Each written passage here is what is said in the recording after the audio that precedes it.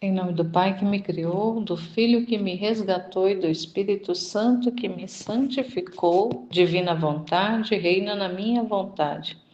Ó minha mãe, eu te amo e tu me amas, dá-me um gole da divina vontade para minha alma. Me abençoa, Mãe, para que todas as minhas ações sejam feitas diante de vossos olhos maternais. Vinde, Espírito Santo, vinde por meio da poderosa intercessão do Imaculado Coração de Maria, vossa amadíssima esposa e nossa mãe. Amém. Vem divina vontade nesta ação que estou a fazer e em todas as ações que farei durante este dia. Amém, Fiat. Livro do Céu, volume 2, capítulo 68, de 1º de setembro de 1899. Continua a obediência, mas um pouco mais moderada. Vindo o confessor, perguntou-me se tinha cumprido a obediência, e tendo-lhe dito o que tinha acontecido, renovou a obediência de que não devia absolutamente falar com Jesus, meu único bem e consolo, e que devia despedi-lo se viesse.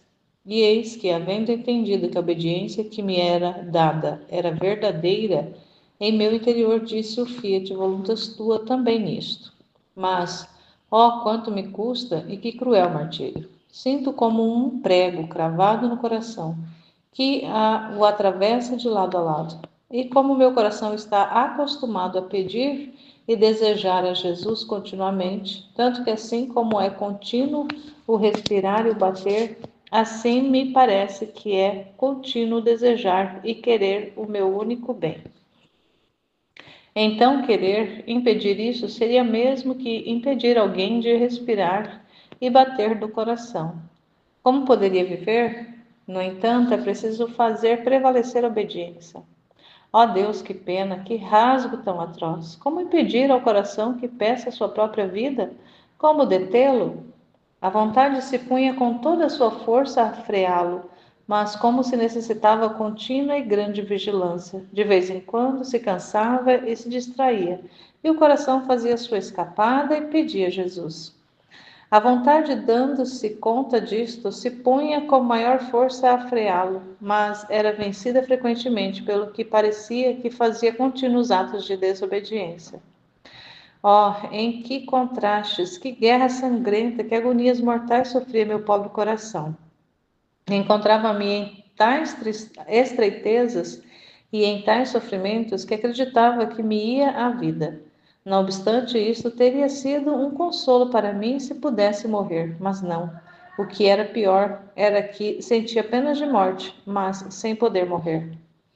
Então, depois de haver derramado lágrimas amarguíssimas todo dia, na noite, encontrando-me em meu habitual estado, meu sempre benigno Jesus veio e eu, obrigada pela obediência, disse-lhe: Senhor, não venha, porque a obediência não quer. E ele, compadecendo-me e querendo fortalecer-me nos sofrimentos em que me encontrava, com sua mão criadora, marcou a minha pessoa com um grande sinal de cruz e deixou-me. Mas quem pode dizer o purgatório em que me encontrava? O pior era que não podia me lançar para meu sumo e único bem. Assim, eu era negada a pedir e a desejar Jesus. Ó, as almas benditas do purgatório, lhes é permitido pedir, desejar, lançar-se ao sumo bem, só que lhes está proibido tomar posse dele. A mim, não a mim que me era negado mesmo este consolo. Então, toda a noite não fiz outra coisa que chorar. Quando minha débil natureza não podia mais, o amável Jesus voltou em atitude de querer falar comigo. E eu, em seguida, recordando a obediência que quer reinar sobre tudo, lhe disse: Amada vida minha, não posso falar e não venha, porque a obediência não quer. Se queres fazer entender a tua vontade, vai com o confessor. Enquanto dizia isto, vi o confessor, e Jesus, aproximando-se dele, disse-lhe: Isto é impossível. Tenho as minhas almas tão submersas em mim que formamos uma mesma substância, tanto que não se distinguem mais uma da outra. E assim como quando duas substâncias se unem, uma se transmite na outra, e depois, embora se queira separá-las, é inútil até mesmo pensar. Assim é impossível que minhas almas possam estar separadas de mim. E havendo dito isto, já se foi, e eu fiquei mais aflita do que antes, O meu coração batia tão forte que sentia abrir-me o peito. Depois disto, não sei dizer como, encontrei-me fora de mim mesma e, esquecendo-me, não sei como, da obediência recebida, virei pela abóbada do céu chorando, gritando e buscando a meu doce Jesus. Quando de repente o vi vir, lançando-se entre meus braços, todo cheio de amor e definhando. Mas logo me lembrei do mandato recebido e lhe disse: Senhor, não me queiras tentar esta manhã. Não sabes que a obediência não quer? E ele: Mandou-me o confessor, por isso vim. E eu: Não é verdade. És porventura algum demônio que quer me enganar e fazer-me faltar a obediência? E Jesus: Não sou demônio. E eu: Se não és demônio, façamos-nos juntos o sinal da cruz. E os dois signamo-nos com a cruz. Depois continuei a dizer-lhe: Se é verdade que o confessor te enviou, vamos a ele, a fim de que ele mesmo possa ver se és Jesus Cristo ou bem o demônio, e então poderei estar segura. Assim fomos com o confessor, e, como Jesus estava em forma de menino, o dei em seus braços, dizendo-lhe: Padre, né? Veja você mesmo, é meu doce Jesus, ou não? Agora, enquanto Jesus bendito estava com o padre, disse-lhe: Se és verdadeiramente Jesus, beija a mão do confessor. E em minha mente pensava que, se fosse o Senhor, teria feito essa humilhação de lhe beijar a mão, mas se fosse um demônio, não. E Jesus a beijou, mas não ao homem, senão à potestade sacerdotal. Assim a beijou. Depois disto, parecia que o confessor o conjurava para ver se era demônio, e não encontrando tal, me devolveu. Mas com tudo isso, meu pobre coração não podia gozar os braços do meu amado Jesus, porque a obediência tinha comatado, impedido muito mais, porque ainda não havia nenhuma ordem contrária. Por isso, meu coração não ousava desabafar, nem sequer dizer uma palavra de amor. Ó santa obediência, como és forte e poderosa! Eu te vejo nesses dias de martírio entre mim como uma guerreira potentíssima, armada da cabeça aos pés, com espadas, flechas, cheia de todos aqueles instrumentos aptos para ferir. E quando vê que meu pobre coração cansado e abatido quer consolar-se buscando seu refrigério, sua vida, o centro ao qual se sente atrair como por um imã, você, olhando-me com 1000 olhos, por toda parte me fere com feridas mortais. Ah, tenha piedade de mim e não seja tão cruel comigo. Mas enquanto isso digo, a voz do meu amável Jesus fez-se ouvir nos meus ouvidos, que diz: A obediência foi tudo para mim. A obediência quero que seja tudo para ti. A obediência me fez nascer. A obediência me fez morrer. As chagas que tenho em meu corpo são feridas e marcas que fez a obediência. Com razão disse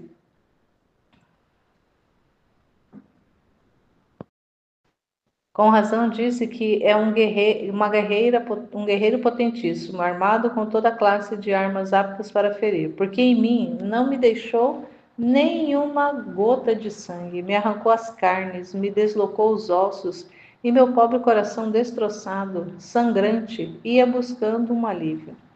Alguém que tivesse compaixão de mim. A obediência, então, tornando-se para mim mais do que cruel tirano, só se contentou quando me sacrificou na cruz e me viu expirar, vítima por seu amor. E por que isso? Porque o ofício desse potentíssimo guerreiro é de sacrificar as almas. Por isso não faz outra coisa que mover guerra encarniçada a quem não se sacrifica, tudo por ela. Por isso não tem nenhuma consideração se a alma sofre ou goza, se vive ou morre. Seus olhos estão atentos para ver se ela vence, que das outras coisas não se dá ao trabalho.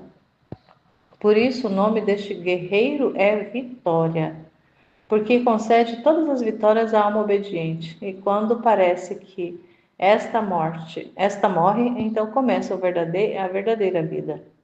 E o que não me deu obediência? Por meio dela venci a morte, derrotei o inferno, derramarei o homem, desamarrei o homem, acorrentado abri o céu. O homem acorrentado. Abri o céu e, como rei vitorioso, tomei posse do meu reino. não só para mim, mas para todos os meus filhos que se teriam aproveitado da minha redenção. Ah, sim, é verdade que me custou a vida, mas a palavra obediência me soa doce ao ouvido e por isso amo tanto as almas que são obedientes. Volto a falar de onde deixei. Depois de um pouco veio o confessor e, tendo-lhe dito tudo o que havia dito acima, renovou minha obediência de continuar na mesma maneira. E tendo-me dito: Padre, permita ao menos dar a liberdade ao meu coração de rogar a Jesus, que a obediência de lhe dizer quanto vem, não venha e não posso conversar, faço-a. E ele: Faço o que puder para detê-lo. E quando não puder, então dê-lhe liberdade. Esse trecho é bastante poderoso. Tem toda essa narração da Luísa falando a respeito da obediência, como que a obediência tem ela ali, a obediência que o confessor deu para ela de recusar a Jesus, de não conversar com ele, não simplesmente nem pedir pela vinda dele e quando ele viesse mandar ele embora, porque não era para ter contato com ele. É uma obediência que ela não compreende porque ela faz essa comparação, como que é possível que um coração recuse a própria vida, porque ali ela já entendia que o Senhor era a vida dela.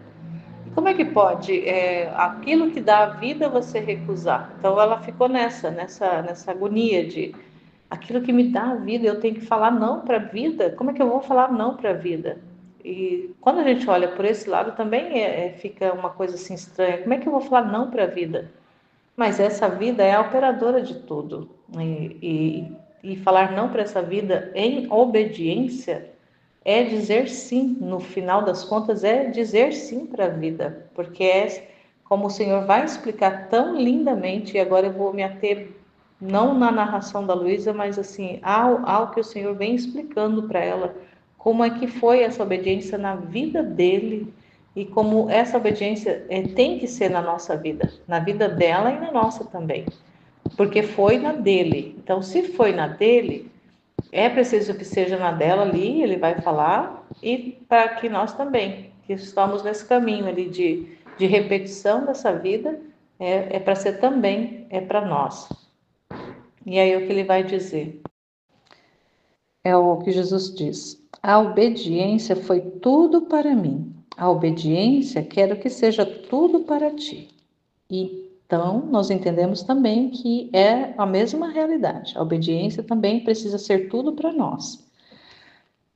A obediência me fez nascer, a obediência me fez morrer. As chagas que tenho em meu corpo são feridas e marcas que me fez a obediência. Com razão disse que é um guerreiro potentíssimo, armado com toda classe de armas aptas para ferir. Porque em mim não me deixou nem uma gota de sangue. Me arrancou as carnes, me deslocou os ossos, e meu pobre coração destroçado, sangrante, ia buscando um alívio, alguém que tivesse compaixão de mim. A obediência então tornou-se para mim mais do que cruel tirano. Só se contentou quando me sacrificou na cruz e me viu expirar vítima por seu amor. E por que isso? Porque o ofício deste potentíssimo guerreiro é de sacrificar as almas. Por isso, não faz outra coisa que mover guerra encarniçada a quem não se sacrifica, tudo por ela. Por isso, não tenha nenhuma consideração se a alma sofre ou goza, se vive ou morre. Seus olhos estão atentos para ver se ela vence, se a obediência vence, se esse guerreiro vence. Que das outras coisas não se dá o trabalho. Por isso, o nome deste guerreiro é Vitória, porque concede todas as vitórias à alma obediente. E quando parece que esta morre, então começa a verdadeira vida. E o que não me deu obediência? Por meio dela venci a morte, derrotei o inferno, Desamarrei o homem acorrentado, abri o céu, e como rei vitorioso, tomei posse do meu reino, não só para mim, mas para todos os meus filhos que se teriam aproveitado da minha redenção. Ah, sim, é verdade que me custou a vida, mas a palavra obediência me soa doce ao ouvido, e por isso, como amo tanto as almas que são obedientes. Então, o Senhor, pela obediência, ele nasceu, porque ele é o obediente. Jesus é o obediente, é o exemplo de obediência. Aquele que descreve o Evangelho, que ele obedeceu até a morte e morte de cruz. Ele obedeceu até o extremo. Ele obedeceu até a morte. Ele fala aqui que a obediência arrancou dele até a última gota de sangue. Ela destroçou os ossos dele, deixou ele dilacerado, arrancou as carnes dele. A obediência fez e desfez de Jesus. A obediência como é que a gente fala? Como é que a gente faz? Como é que é possível compreender uma realidade dessa? Ele se propôs a fazer em tudo a vontade do Pai. E a vontade do Pai era remir o gênero humano. E mais que remir o gênero humano, era receber a glória por toda a glória que o ser humano não havia dado para o Senhor. Ele queria receber a glória de volta. E receber essa glória de volta, depois disso, ele queria instaurar o reino. O reino dele é restaurar o reino dele sobre a terra. Então existia ali um mandato divino, existia ali uma ordem divina, um decreto divino de fazer tudo isso acontecer. Jesus, o Verbo, ele se propôs a assumir nas costas dele todas as consequências de levar à execução esse projeto, esse plano de Deus. Esse plano de não só restaurar o homem, de resgatar o homem, de salvar o homem, de abrir o céu de volta, mas de tornar o homem ali a habitação de Deus novamente, de tornar ali o coração e a alma do homem esse trono para ele reinar, para Deus reinar. Ele já havia estabelecido isso. Jesus assumiu essa condição. Então, uma vez que ele assumiu essa condição, ele disse o sim dele, ele disse o fiat para o Pai, ele disse o fiat para a vontade divina, assumiu na humanidade dele todas essas consequências e obedeceu no mínimos detalhes, em tudo, 100%, ele obedeceu 100%, não houve 99,99, ele obedeceu 100%. Então, por ele ter obedecido 100%, ele ficou submetido a tudo o que estava estabelecido, a toda a vontade do Pai. Estava estabelecida toda a divina vontade de fazer, executar nele todo o plano. Então, por isso que ele obedeceu ao nascer. Então, para nascer, ele obedeceu, ele precisou se encarnar.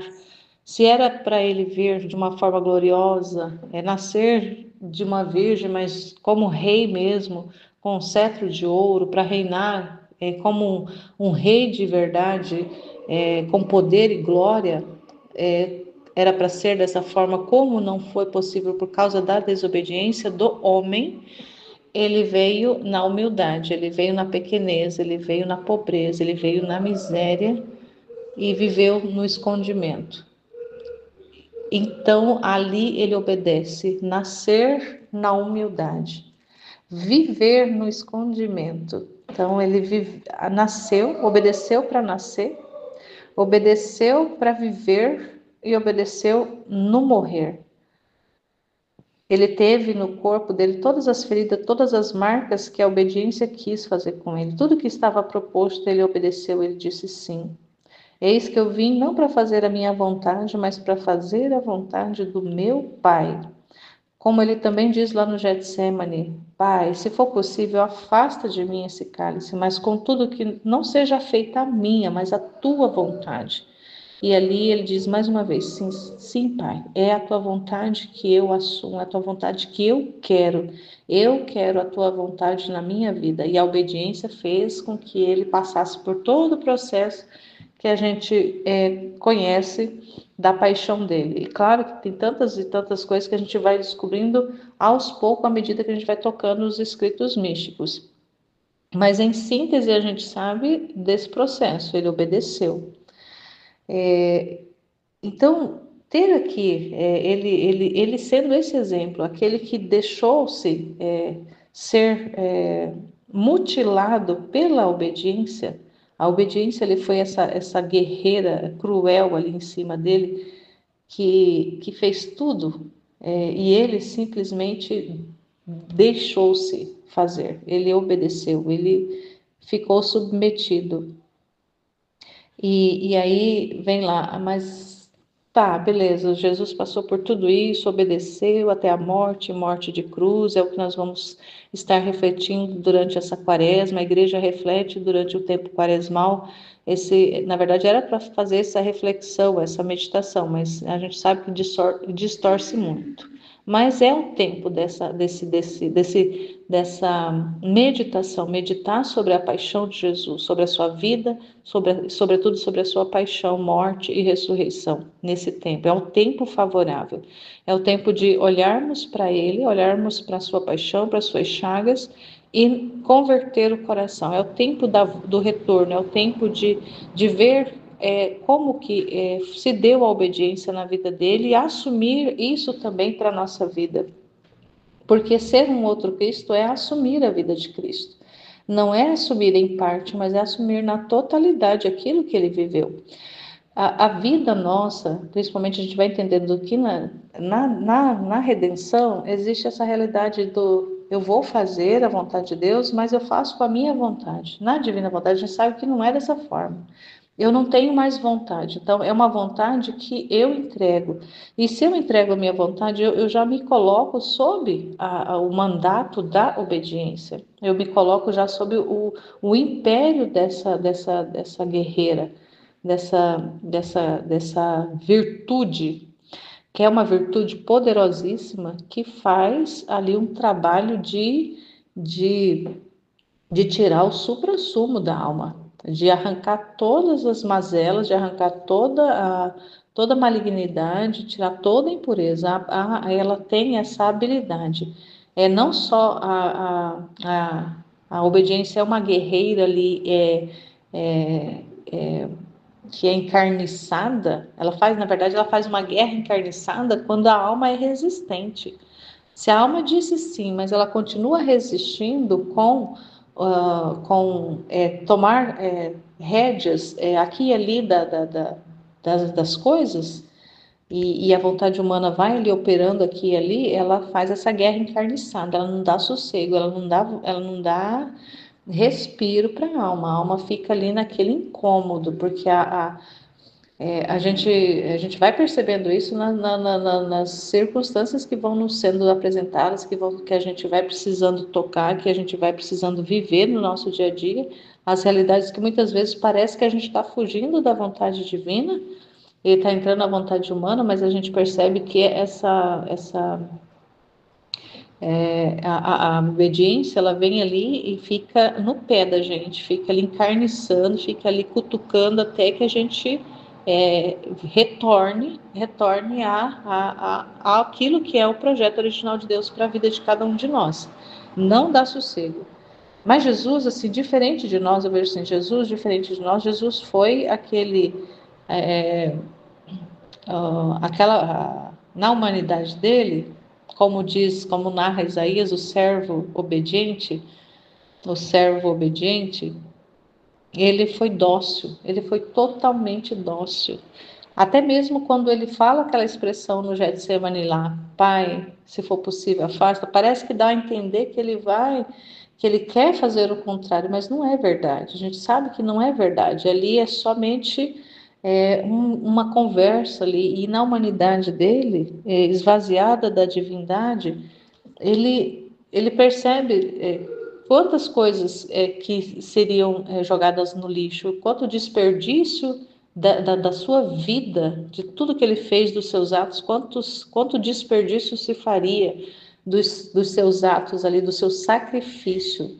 Mas ele, em nenhum momento, ele desejou fazer algo contrário ao que o pai queria. Ele nunca, nunca, nunca desejou. Isso é bem claro para a gente. A gente vai tocando essa verdade nesses escritos. Se a gente vai se aprofundando, a gente vai meditando, a gente vai ver que ele nunca desejou fazer o contrário. Nunca desejou fazer o contrário daquilo que estava estabelecido. Então, Jesus foi aquela pessoa na humanidade dele, ele foi totalmente dócil, totalmente maleável, totalmente permeável à obediência. Então a obediência fez e desfez dele. E ele docilmente, ele era dócil, é, ele era disponível, ele tinha ali, ele estava à disposição da obediência, para a obediência fazer o que estava previsto para ser feito. Então, nele não houve nem um segundo de resistência, o contrário que existe em nós. Muitas e muitas vezes nós vamos tocando a resistência à obediência, seja nas coisas mínimas do nosso estado de vida, seja nas coisas um pouco mais complexas também da nossa realidade ordinária da nossa vida, ou em casa, ou no trabalho, ou na comunidade, independente da forma do relacionamento, a gente percebe dentro de nós esse movimento de resistência, esse movimento de resistência, essa palavra mesmo, é um movimento de resistência, mas a gente vai compreendendo também que esse movimento de resistência é a nossa vontade humana que quer tomar vida, ela quer ter voz e ter vez, ela quer se colocar no governo, na direção, se não de toda a nossa vida, mas de algumas coisas. E assim, a gente precisa aprender com Jesus essa disponibilidade 100%, essa maleabilidade 100%, essa adesão 100%, essa docilidade 100% à obediência. E isso dos detalhes simples aos detalhes mais complexos da nossa vida. E compreender, como ele fala aqui, que o nome desse guerreiro chamado obediência tem um nome que é vitória, é o nome vitória. Então, se nenhuma outra virtude tem o poder de dar vitória sobre todas as realidades, a obediência tem. Tanto é que tem, eu não me lembro se é Santa Faustina, eu acho que diz que o demônio ele pode se revestir de todas as virtudes, inclusive da virtude da humildade. Só que ele não se veste dessa virtude chamada obediência. Então esse movimento interior nosso de resistência é um movimento de rebeldia, é um movimento de rebeldia à vontade de Deus, à vontade divina. Então, é um movimento das trevas, é um movimento diabólico. Então, a gente precisa perceber dentro de nós esse movimento demoníaco de vontade humana, de resistência à obediência, por entender que essa é essa virtude que não é apenas para nós que estamos compreendendo, vivendo a realidade do livro do céu e da vontade divina. A gente sabe que não é a virtude apenas de obedecer por obedecer, de obedecer para parecer ser bom, de obedecer para parecer ser virtuoso, para aparecer ser bonito, para aparecer que é uma pessoa santa diante das pessoas. A gente sabe que não é esse tipo de virtude que a gente fala e que o Senhor trata aqui. Essa virtude da obediência, ela ultrapassa, ela transcende essa realidade do ordinário da nossa vida e ela eleva essa condição de uma obediência a Deus sobre todas as coisas, a Deus sobre tudo e sobre todos. É uma obediência a um projeto que Ele tem para nós. E não é um projeto qualquer, é um projeto de vitória, não uma vitória nossa, mas é uma vitória de Deus em nós. E se é uma vitória de Deus em nós, também não deixa de ser uma vitória nossa. É, por consequência, também uma vitória nossa. Então, se a gente entende aqui, o que ele está falando aqui, que essa obediência leva, o que ela traz de resultado no final, no final do combate, é a vitória, a gente vai não tem como não aderir, porque a gente sabe que é vitória, e essa vitória, ela é uma vitória de Deus e também nossa. E ele fala aqui, ó, porque concede todas as vitórias à alma obediente. Então, todas as vitórias podem ser conseguidas ante essa realidade da obediência. E quando parece que a alma está morrendo, então ela começa realmente a viver de verdade, porque vence. Então, vitória vence os desafios, vence ali o movimento contrário, vence a rebeldia, vence a resistência, porque deixa-se vencer. E o que não me deu obediência, então olha só, o que é a obediência? A obediência fez e desfez de Jesus, mas deu para ele o quê? Ele venceu a morte, ele derrotou o inferno, ele desarmou, ele desamarrou a humanidade, o ser humano que estava acorrentado, estava aprisionado ao demônio. Ele quebrou essas correntes, essas cadeias. Ele abriu o céu para nós. A obediência trouxe a obediência trouxe todo o sofrimento. A obediência extraiu até a última gota de sangue dele, mas a obediência deu para ele, deu para Jesus a vitória sobre a morte, a vitória sobre o inferno, a vitória sobre o mal. E ele pôde dar a maior glória que o Pai poderia receber, que era de devolver a nós, de devolver devolver os filhos de volta para o Pai, abrir a porta do céu. O que aconteceu foi pela obediência. Ele poderia ter feito pelo poder, apenas pelo poder que a divina vontade tem, pelo poder que Deus tem de fazer as coisas acontecerem, mas ele preferiu passar pelo processo da humilhação e da obediência para alcançar essa vitória. E aí ele, como rei vitorioso, toma posse do reino que, olha só, que ele fala que não é só para ele. Então, o que é importante, se a gente entende isso aqui, a gente entende tudo. É uma vitória que ele conquistou pela obediência, não para ele apenas, mas ele conquistou essa vitória para nós, os filhos. E aqueles que vão aproveitar desses frutos, não só da redenção, mas inclusive desse processo de santificação. Porque a redenção foi esse meio que o Senhor utilizou, que o Senhor usou para trazer a implantação do reino, para devolver o reino de volta para a implantação do reino novamente nas almas. Então, a redenção foi esse meio. E ele alcançou isso pela obediência. Então, é importantíssimo a gente pensar a respeito e em cada atitude que a gente for tomar, que a gente for tocar na nossa vida, a gente lembrar dessa verdade que ele está falando nesse trecho de hoje, que é a obediência, ela alcança a vitória sobre todas as realidades. E sempre que a gente tocar um movimento de resistência, a gente lembrar-se disso. Então, que hoje o Senhor cele dentro da nossa alma, dentro da minha alma, cele dentro da alma de cada um de nós, essa verdade. A obediência alcança todas as vitórias. A obediência alcança todas as vitórias. Ela é vitória. A obediência é sinônimo de vitória. A obediência é sinônimo de glória. A obediência é sinônimo de amor que triunfa sobre todo o mal, amor que triunfa sobre todas as realidades.